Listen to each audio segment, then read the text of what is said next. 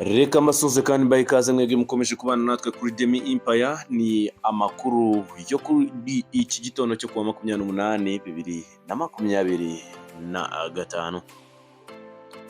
Abanyeshuri n'umwarimu bakurikiranyweho gukubita umwana agapfa. Abanyeshuri batandatu n'umwarimu wabo bakurikiranyweho gukubita umunyeshuri bamuziza ibiryo bimuviramo urupfu. Byabereye mu kigo cya Jesse Rumuri giherereye mu karere ka Gicumbi mu murenge wa Miyove mu kagari ka Gakenke ho mu mudugudu wa Museke.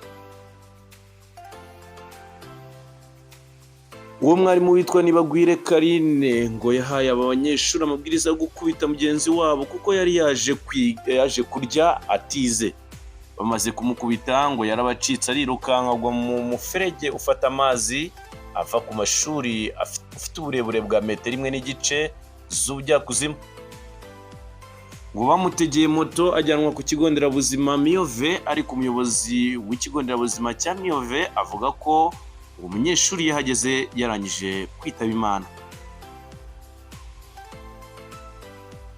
Umurambo nta bikomere ufite bigaragara, usibye ko ufite udusharure mu gatuza bikekwa ko yakubise agatuza hasi arimo ahunga abanyeshuri bamukubitaga.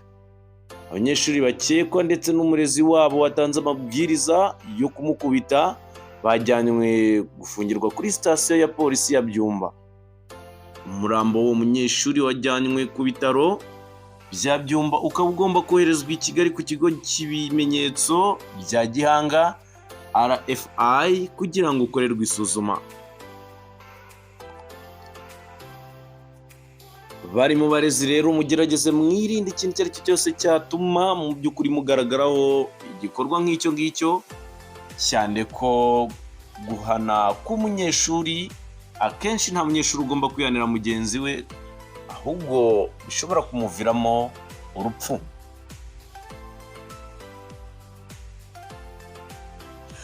Reka mbashimire mwebwe twabanye mwese kuri uyu munsi, mugira umunsi mwiza, Imana ikomeze ibarinde kandi baho umugisha. Musaba gukora subscribe kugira tujye turushaho kubana amakuru agiye atandukanye. Ciao ciao, Imana ikomeze ibarinde.